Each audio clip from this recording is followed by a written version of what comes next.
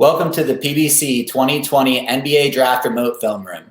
My name is Jon Chepkevich, Director of Scouting for the PBC, and joining us today is the very first 2020 PBC honoree this year.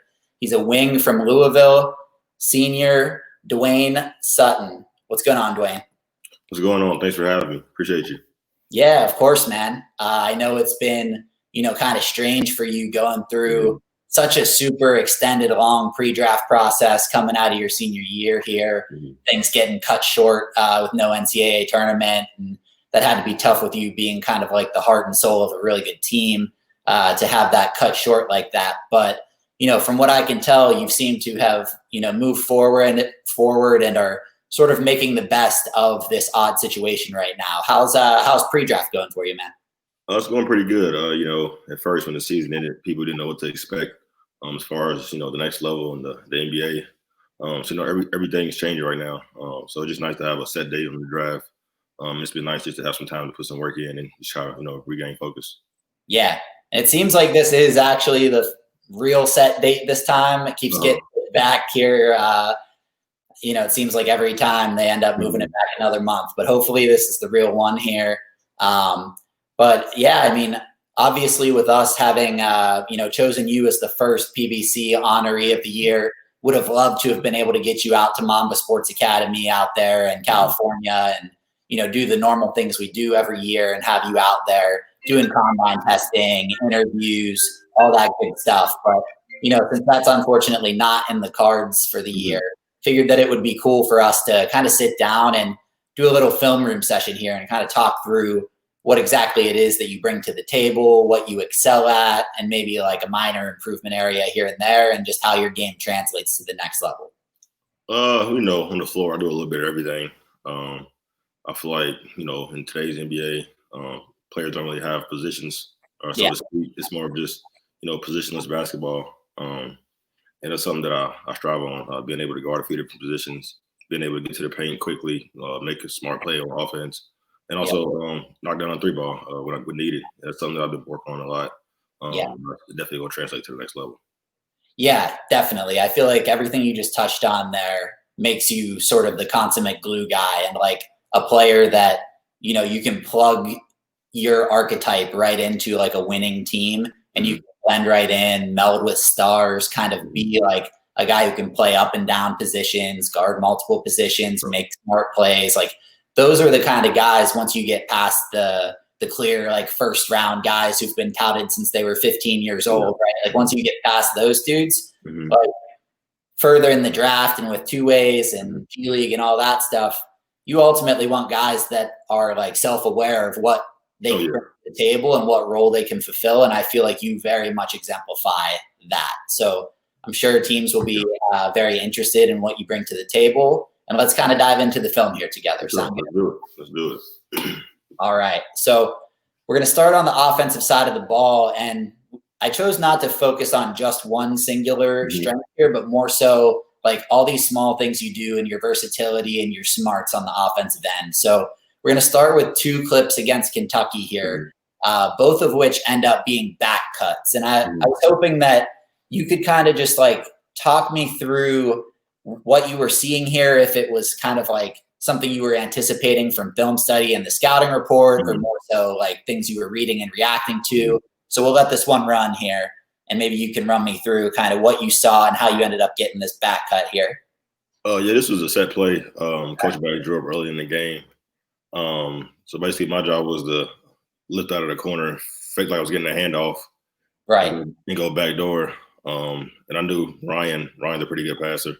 So I was always ready for that pass, and he just happened to make a great pass. I was just able to put it through. Yeah. I mean, this is early in the game, so that's a really nice little set to get things going. Obviously, the major in-state rivalry there against Kentucky. You get all hyped for that one always. So had to feel good to flush one through here right off the bat, right? For sure. Definitely. I needed that, and this team needed to get going for sure. For sure. It's a good spark. And then you see, just a little bit further into the first half, you end up getting them again right here. I think this one's not as designed, right? Oh, yeah. So this was Literally, it's kind of a broken play. here to start, right? Like, and then you just kind of, catch everyone sleeping. Yeah. It was kind of a broken play, honestly. I remember this possession specifically. We didn't have much going, and I was initially going to get the offensive rebound. I thought Fresh was going to shoot it, but I seen Keon Brooks turn his head and stare at Fresh, and I just felt like it's time to go make the cut. And I knew Fresh would throw it, and it's time to go get up on the rim. Yeah, and I mean, I feel like like you're saying, it's a little bit of a broken play. Mm-hmm. It seems like you have a small guard that's going to be able to break Richards off the bounce here. Mm-hmm. And like you were saying, you already had it in your mindset, like I'm going to do this offensive rebound, and we'll see later on that you're a kick-ass offensive rebounder. Mm-hmm. That's like one of your biggest strengths. So in this situation, it kind of worked to your advantage in a different way and ended up being a nice cut and easy bucket. So I think that's just kind of you being right spot, right place, right time, and playing smart. So, really like that you can take advantage of those kind of situations. And now we're going to also tap in on something that I think is a little bit of an underrated skill for you, and that's passing. Mm-hmm. You're a pretty low usage player.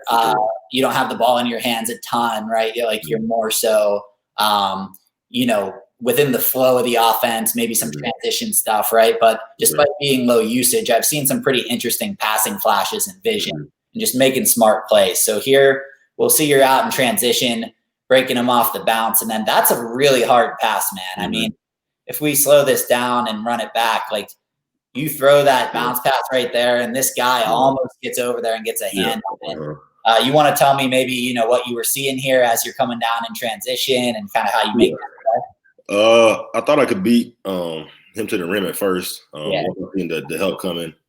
I knew it was going to be a baseline drift to the corner from one of my best shooters on my team. But the last second, out the corner of my eye, I seen David cutting down the lane. I just hit him with a nice bounce pass. He made a great catch. Yeah, and I mean, I think this is Banks here, right? Like he's shot blocker. I got to be aware of that for sure. Yeah, exactly. Really long shot blocker. He's got the neon shoes, so he probably gave himself away a little bit right there. But, you did a great job adjusting on the fly and zipping this pass, getting enough oomph on it to not have it taken away there. Sure. And then obviously David finishes there as well. So, really nice transition play. This one's in the half court now. So maybe correct me if I'm wrong, but it seems like you have it in the corner. And it seems like you're running a little play for Nwora here to come up and maybe get a 3 off movement. But that kind of breaks down, and then you make something happen. So you want to talk me through after denial, kind of what you do? Yeah, I was definitely looking for Jordan on this curl 3. But if you can see in a little bit further, the defender kind of jumped out, to play Jordan. So I felt like it was a perfect time for me to rip baseline. And at that point, it was me and the guy at the rim. He kind of stepped up. And then I knew Ryan was going to drift to that 3. And me and Ryan, Ryan drift 3. It was owes the money. Had to hit him on the money, and let's get back on defense because it's going in. Yeah. I mean, I think you and Ryan have pretty good chemistry from all these clips and games that I've watched. And you just kind of know where he's at all times. And, as you get to the next level, I think you're going to be surrounded by even more shooters and more spacing. So that'll be complementary to you being able to kind of, see guys on these driving kicks. And, this is just really great vision here to be able to zip this to the corner again and know where the shooter's at. So good adjustment to them kind of denying the primary action and making something happen there for sure. So next we've got, this is against Florida State, who, has a couple super prominent prospects on their team, and Vassell and Patrick Williams, right? Tough game. And right off the bat here, so this is, again, very early in the game, 20 seconds in. Is this one a designed play as well, or did you just kind of make this one happen yourself? I just made this happen. Playing Florida State, you're not going to be able to run many sets, mainly because they deny everything. They just kind of heat you up, basically 94 feet. So we had the shot clock at 11. I just wanted to make a play. I knew I could beat him a little bit to, draw some help, and I did. And I knew Steve would finish it if I hit him with a nice pass. Yeah. And I mean, I think, that's a really good, because like we were saying earlier, you're a kind of low usage guy. You're not like a guy that's asked to take the ball and create plays for others. But, there's probably a lot of energy at the beginning of this game and shot clock winding down, and you still were able to remain cool, calm, collected, and just make a beautiful play here. Break them off the bounce, like you were saying. Take your time, pivot, step through. You manipulate three different guys on this play, right? Three different guys either jumping or moving the wrong way. Just really nice job with your eyes, with the ball fake, everything right there. Just really nice play. For sure. Good catch, Steve. Yeah.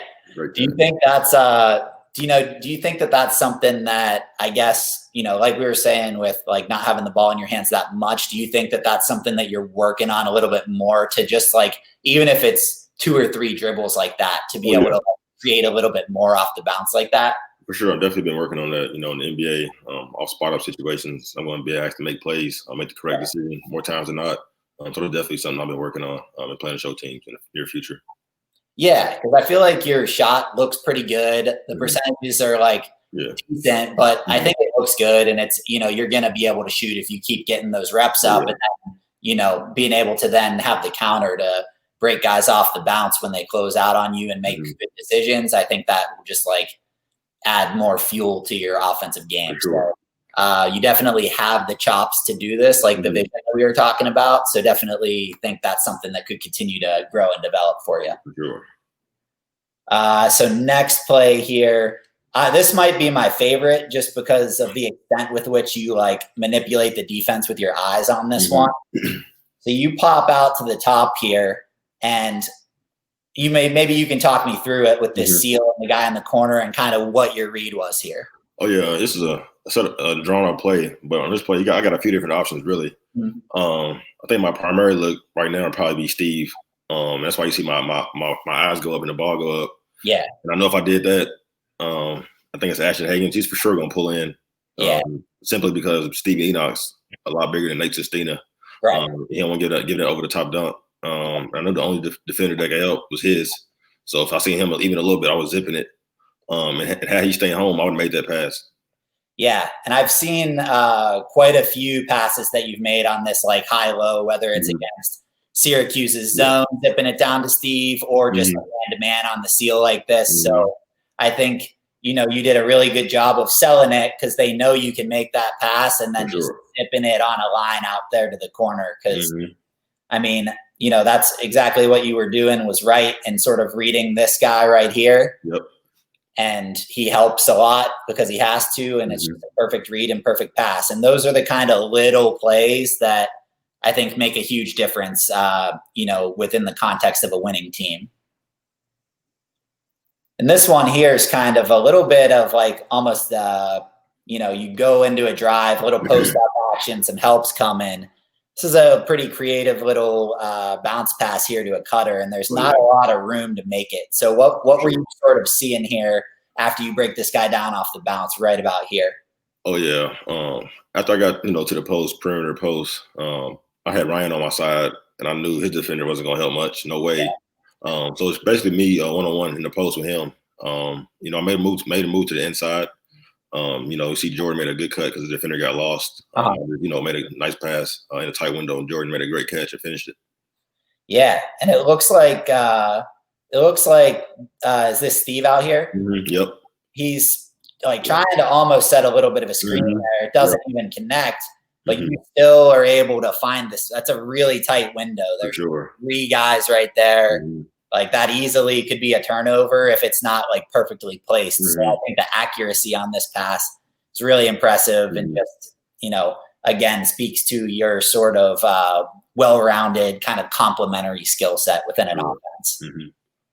And we also wanted to touch on your shooting, right? Like we said earlier that, you're not known as like a shooter, right? But you can definitely stick it. So, your first year at UNC Asheville, you shot like 31% from 3 on about 2 attempts per game. Louisville got up to about 35% pretty consistently in your 3 years at Louisville, right? So that's totally respectable, and I feel like there's still some room for improvement there. But especially as a catch and shoot guy here, like we see on these, like if you just shoot it with confidence, I think you can be a pretty legitimate threat from out there. Like that's a really confident, quick like catch and pull right there. And then we'll see similarly here against Wake Forest. Good relocation here also, right? Like see this little pick and roll action happening on your side and then kind of refill up as your guy has to kind of help and tag, right? Sure. Do you think that, obviously this isn't a weakness for you, but do you think that this is kind of one of your like differentiating skills that if you are able to like make just a little bit of improvement here, it can open things up a lot more for you? Oh yeah. After talking with a few different NBA teams, basically shooting the defense is where they see my biggest strengths. Yeah. If I can continue to improve my jump shot, that's going to open things up even more for me on the offensive end. Simply because they got to close out to me a little bit harder, which is going to give me even more of an advantage off the bounce. Once I'm value, I'm pretty much value, and after that, it's just reading the defense and making a play. Yeah, exactly. Like you're a really explosive athlete and good passer, like we saw in previous clips. So just like continuing to work on this, I think is going to just go a long way in rounding out your game. For sure. So now I want to get to the bread and butter. I mean, we know you're an excellent rebounder. Yeah. I could have pulled a bunch of defensive rebounding clips as well, but chose to just focus on a few offensive boards here. And what kind of sticks out to me is that, you can get there in a lot of ways, right? Like sometimes you're out on the perimeter, you're sprinting in and like tracking the ball down. Sometimes you're physical and moving guys out of the way. Sometimes you're just exploding straight up vertically. Like you can get the rebounds in a lot of different scenarios, but also you're not like one dimensional once you get the rebound, right? Like a lot of guys, when they get an offensive board, that's like immediately in their mind, like, oh, I'm going straight up with this no matter what, right? And that's not always the best decision. And so I think you do a pretty good job of, if it's there, you go up strong with it, right?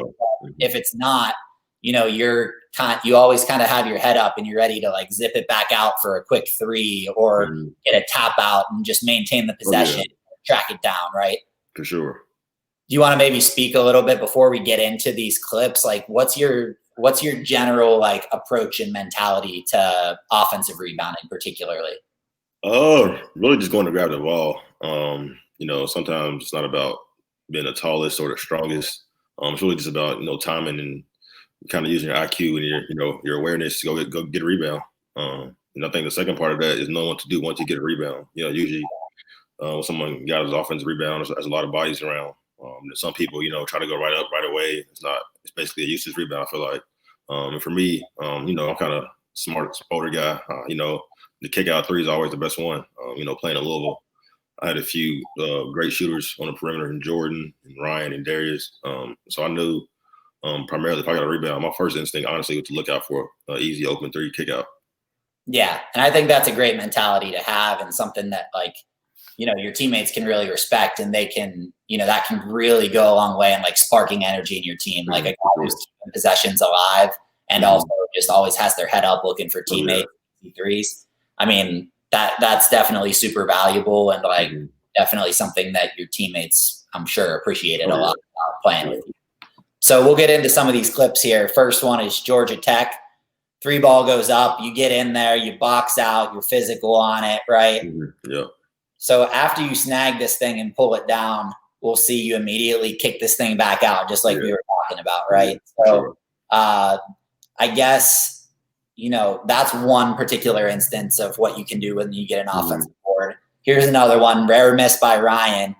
This I wanted to highlight, though, because this kind of reminded me of like a defensive end in football that does like the swim move to get past the tackle. For sure. Right? You kind of got this on the offensive board. You just whip yourself around them, swim through, and then get up there and finish it. Do you think you like have a good kind of sense for some of this like hand fighting and like repositioning to get offensive boards like this? Oh, for sure. We did a lot of different box out drills at Louisville, which paid off for sure. And on this certain box out, he turned around, so he couldn't really see me. He stuck out his hands. So I feel like if he couldn't touch me, if I just move his hand out the way, then he's going to either fall or I'm just going to get the rebound. That's, kind of what happened. Yeah, you just got him all out of whack and all off balance, swam right through and got to that board. So that one was particularly interesting to me. And next we're going to Eastern Kentucky.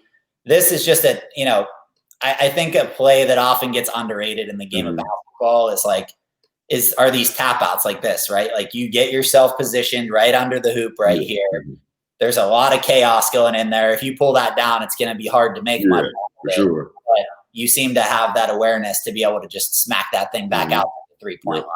For sure. I knew without floor spacing, Josh should have been somewhere over there. I just, tipped it out there and you just caught it. Yeah, exactly. And those are the kind of like high energy plays, keeping possessions alive. Like obviously you guys are up 20 something here, right? But being able to like put forth that effort, and even if it's not like a sexy play, just like keeping the ball alive and maintaining possession, that goes a long way to winning basketball. And now on this one, we're just showing that, you got the ball in the high post right here. Go at your guy. He plays good D and kind of gets it, but you like keep with it and get your own offensive rebound. So again, another sort of element to offensive rebounding is you just like having the tenacity to keep after it and get your own miss. For sure.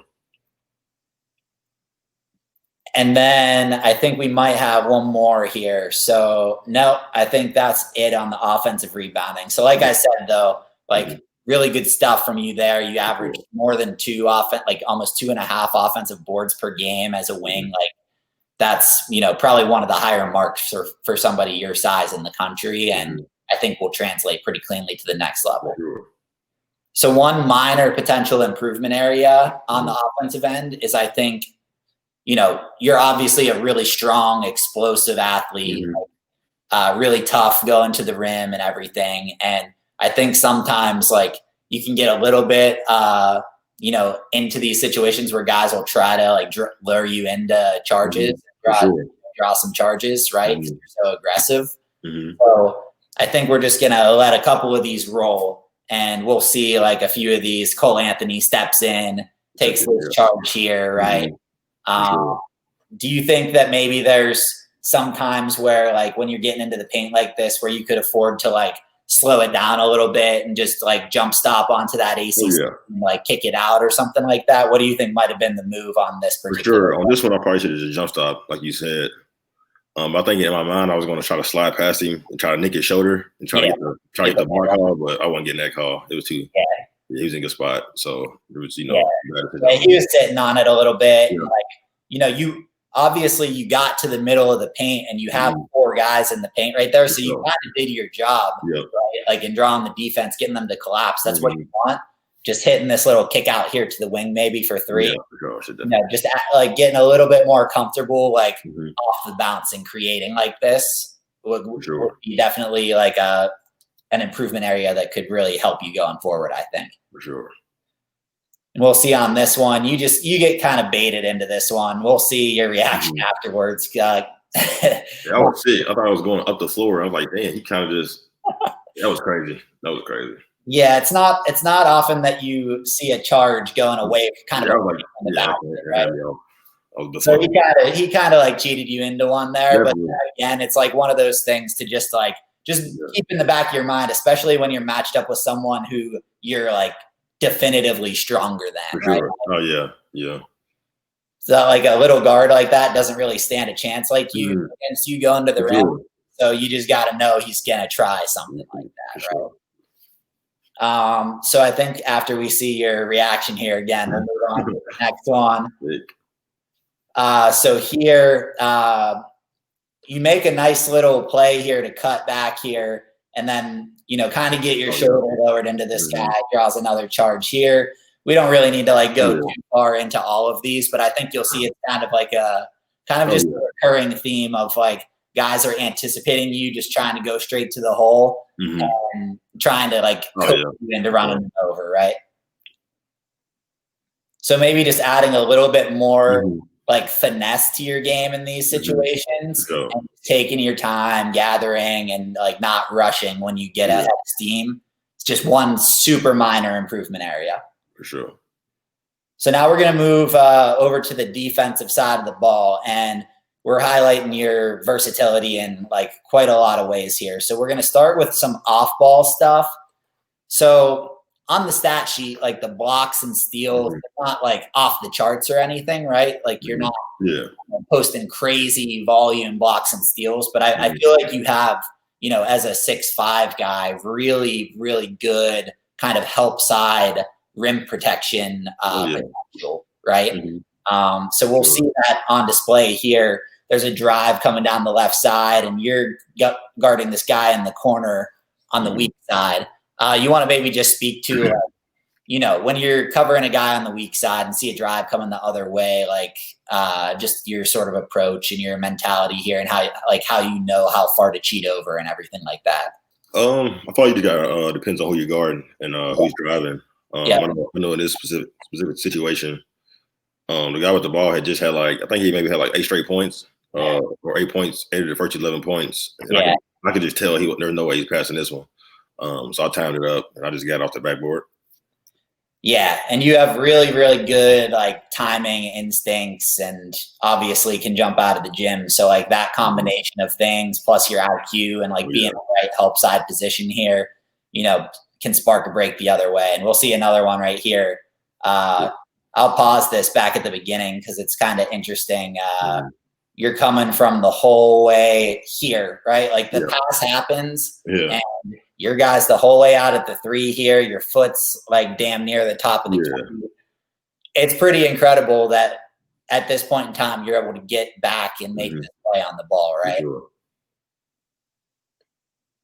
So as all these sorts of things are happening, when you're off the ball as a defender, do you think that throughout your college career you've gotten a little bit better year over year at sort of anticipating actions and kind of not being so much focused on your guy as the whole team construct for defense?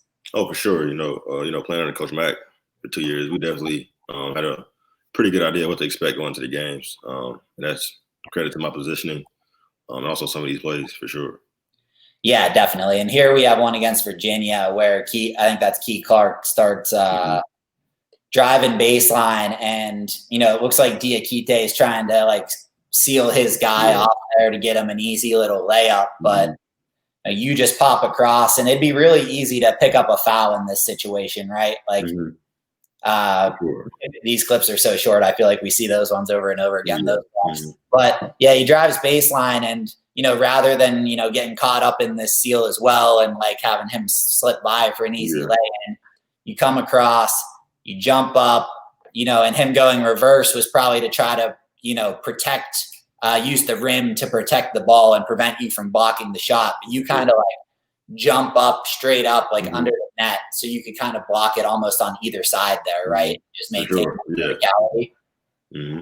Yeah, it's just a pretty impressive play, and pretty high IQ, and obviously the hang time here is kind of off the charts as well. Do you know what your do you happen to know what your vert is? I don't know. It's somewhere up there. I don't know the actual number. Yeah, we might have to get that figured out as part of our little PBC arrangement here. Got to get that vert number, because I'm sure it's pretty high up there. Now, and definitely on display with these blocks, and like I said, the help side instincts are really good. This one, I kind of wanted you to just talk me through this one from the top. I'll just the Notre Dame one. You want to just run me through sort of what action is happening here with this double high pick and roll, and kind of what your read is, because this gets a little complicated and messy with switches and stuff, right? Yeah, this could be tough for sure. It was a double screen. I was guarding John Mooney. Basically, what I was going to do is make sure Fresh didn't get completely picked off by this screen, right? Which I did. And when he went off to 5, which is who Malik's guard, or Steve, I can't tell. Steve, he had, so I kind of playing 2 for a second. John Mooney's a capable 3-point shooter. I wouldn't say John Mooney's the best 3-point shooter. So it allowed me to drop a little bit lower, than usual, which allowed me to time up this block when Prentice Hud made this nice pass. Right. So it's really a combination of situational awareness here with the play, and reading that your 2 guys are blitzing here, and then it comes down, like you're saying, to personnel and knowing the scouting report, knowing tendencies, and like you said, Mooney can stick it, but he's not a knockdown bona fide shooter. You have to respect him, but I think you kind of in a split second were smart enough to make that decision and know that Durham is more of a threat diving straight to the rim on this. So really smart play by you. And Durham's Durham's like what, 6'11" with a Yeah. 7'4" wingspan, maybe, like really long, big dude. And for you at 6'5" to get up there and block his shot on the roll like this, there's not a lot of 6'5" guys that can pull a play like this off. For sure. So now we're going to do just a couple on-ball defensive plays here to wrap things up. So like all the off-ball stuff is really important. And, I think off-ball defense is, kind of almost more important than just being able to put the clamps on somebody, right? Like being able to play within the construct of like a team environment and, be in help position and all that, which we just went through. You're very good at all that. But it's also important to, not be able to be taken advantage of by smaller guards or by bigger dudes. Like I think you have this versatility where you kind of have some quickness to cover people out on the perimeter, but also bang with dudes down low. And we're just going to show a couple instances here where you're guarding out on the perimeter and kind of locking someone down the whole way through the play. So before we get this one started, you want to maybe just talk me through like what's the scouting report on Clemson, and when he's trying to break you down off the bounce here, like what are you sort of anticipating and how are you playing him here? Clemson does a lot of 7 cuts to the rim. And I think what they wanted to do was get my stance turned a little bit to open up because of this fake screen they had going on. Right.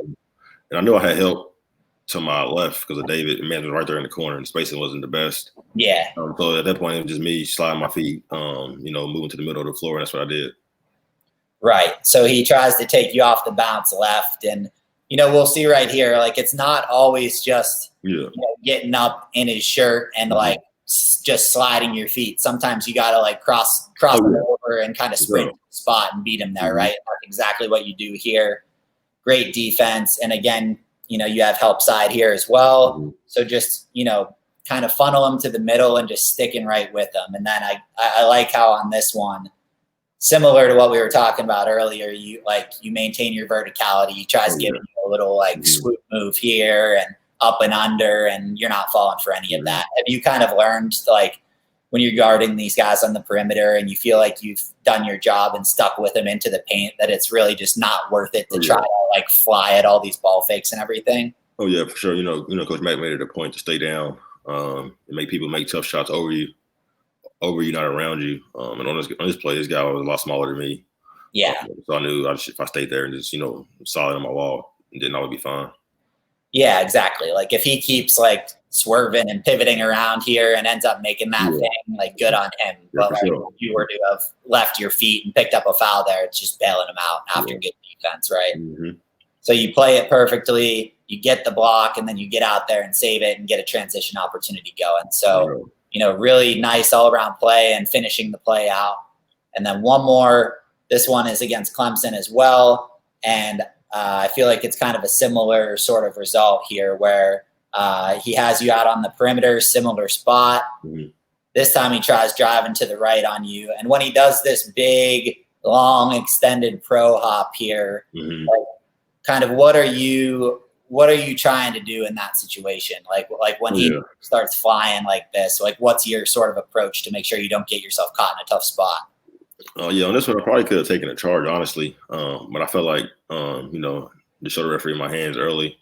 I'm strong enough to absorb a few bumps and contacts and stuff like that. So at that point, it was just me showing the referee my hands and being solid and make a tough shot over me. I think that's ended up what happened.